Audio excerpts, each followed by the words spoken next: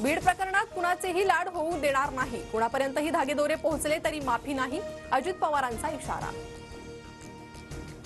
महायुतीकडून निवडणुकीपूर्वी कर्जमाफी करण्याचा वायदा, मात्र राष्ट्रवादीकडून कर्जमाफीचा विषय मस्करीवर.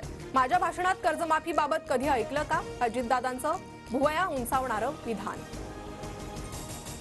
राजकारणात काही पक्क नसतं. उद्धव ठाकरे आधी माझे मित्र होते, आता राज ठाकरेही मित्र आहेत, तर उद्धव ठाकरेही शत्रू नाहीत.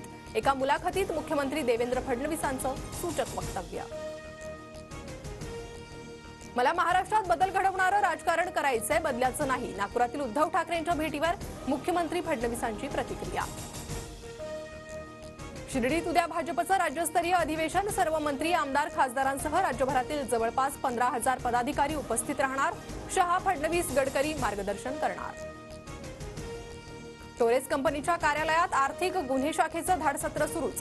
छापेमारीत आतापर्यंत दागिने आणि 5 कोटी रक्कम हस्तगत, तर भाईंदरमधील कंपनीशी निगडीत 3 अटक.